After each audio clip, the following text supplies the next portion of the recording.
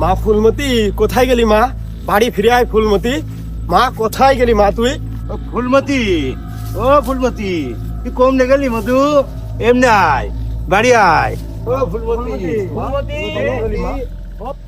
রহিম ভাই, ফুলমতিকে তো কোথাও খুঁজে পাওয়া যাচ্ছে না। ভাই ভাই ভাই, একটু শান্ত হ ভাই, অত ভেঙে পড়ো না ভাই।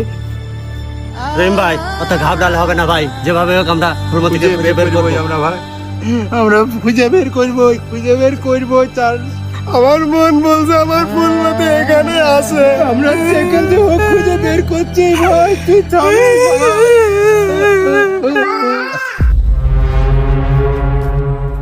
ফুলমতি, ফুলমতি।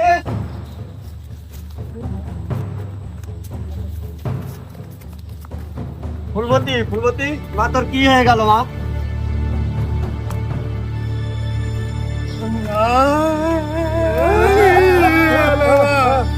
তোর কমতে গিয়ে গেল।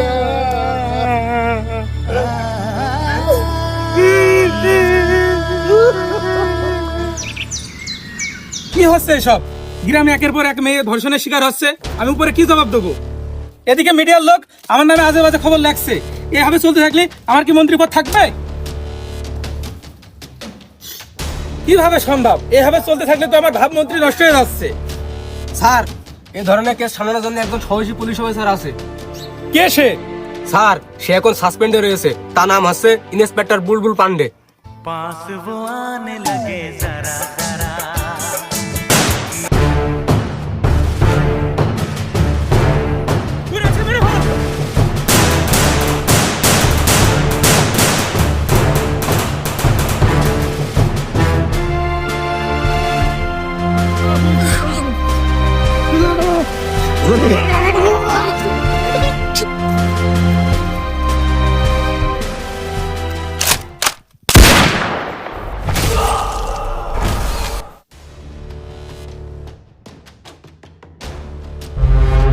আমার ভাইকে তুই এনকাউন্টার করে মেরেছিস।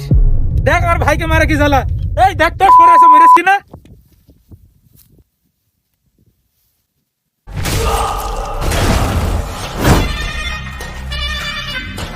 কিরে শুয়োরের বাচ্চারা, তোরা আমাকে মারতে চাইছিলি? তো চলে আয়।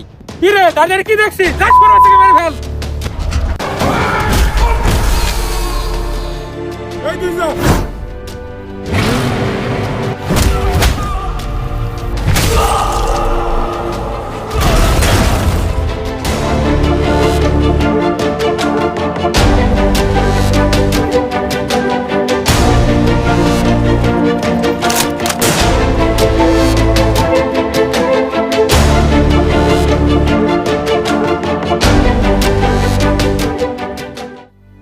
তাহলে ফোন দাও ওর কাছে।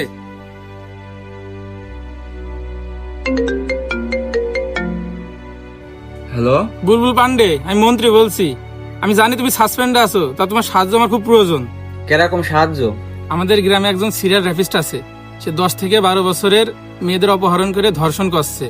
তোমার অভিজ্ঞতা ছাড়া এই কেস সমাধান করা সম্ভব নয়। আচ্ছা ঠিক আছে, আমি আসছি।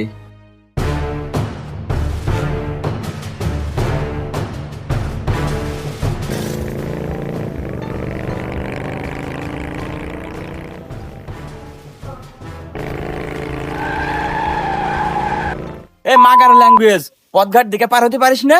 স্যার আমার একটা পা খুঁড়া তো, না হলে আমি রাস্তা দেখেই পার হতাম। ভাগ্যিস তোর একটা পা খুঁড়া, না আমি মেরে তোর খুঁড়া করে দিতাম। যা, এবারের মতো তোর মাফ করে দিলাম, যা চলে যা।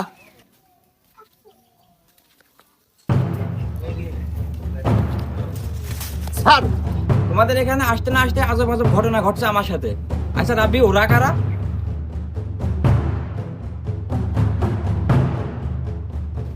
স্যার, ওরা মন্ত্রী সেলা পেলা। আচ্ছা সমস্যা নেই, ওদেরকেও দেখবো। এখন চলো ফুলমতির কেসটা দেখতে হবে।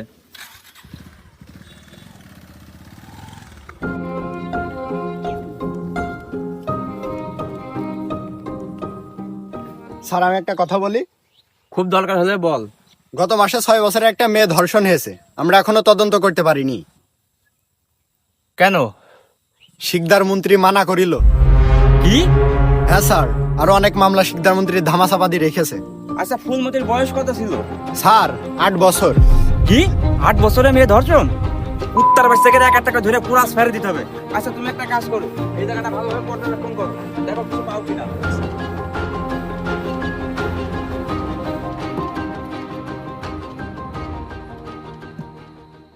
রাব্বি সাহেব, ইয়েস স্যার। ফুলমতির কোনো বান্ধবী থাকতে পারে, একটু তদন্ত করে দেখো তো। Okay sir.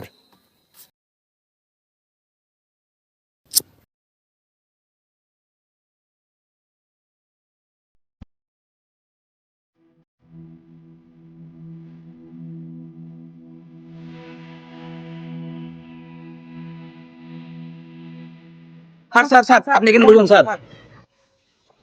বুঝুন পান্ডা, সানা তোমাকে বলছিল 2 দিনের ভিতরে কেসটা তদন্ত করতে।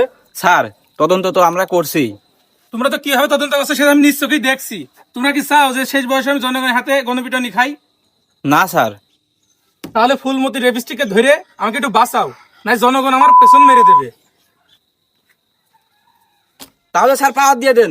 শুধু চুয়াডাঙ্গা থানা ফুলমতির মামলা নাই, কোনো মামলায় থাকবে না, আপনি শুধু পাওয়ারটা দিয়ে দেন।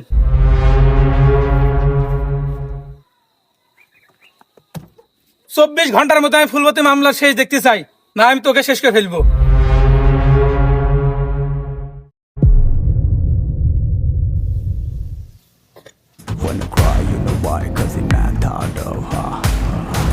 Guys ready?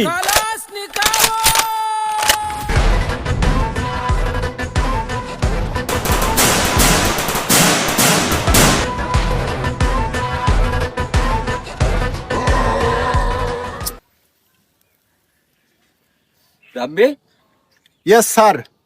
তোমার যে বলছিলাম ফুলমতির ব্যাপারে, ফুলমতির বান্ধবীর কাছে খোঁজ খবর নিতে, তা কি নিয়েছো? জি স্যার, ফুলমতির বান্ধবীর কাছে গিয়েছিলাম। সে কিছু বলেনি, মেয়েটা খুব ভয়ে আছে, শুধু এই মাস্কটা দিয়েছে। শুধু এই মার্কস দিয়েছে? এই মার্কস দেওয়ার মানে কি বোঝাতে চাচ্ছে? মার্কস মার্কস মার্কস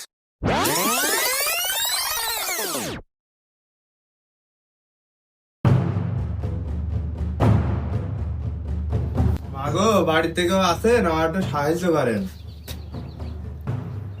এটা তোমার লাগবে? আসো আসো আসো আসো আসো।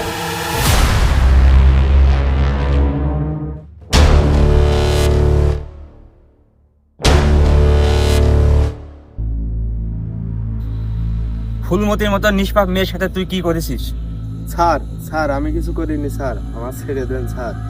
সোজা আঙুলে ঘি উঠবে না। বিপ্লব, ইয়েস স্যার। এই শুনে বাচ্চাকে বানা। ও মাগো, স্যার আমি বলছি স্যার। ওই থাম, বল এবার। স্যার, ফুলমতিকে আমি রেপ করেছি। রাব্বি সাহেব, একে কি করা যায়? স্যার, 2 দিন পরে তো ওর ফাঁসি হয়ে যাবে। 2 দিনের ভিতরে কোনো পাতি নেতা এসে যদি ওকে ছাড়িয়ে নিয়ে যায়? স্যার কে ছাড়াবে? আমরা তো আছি। এটার জন্য তো আমি অপেক্ষা করছি।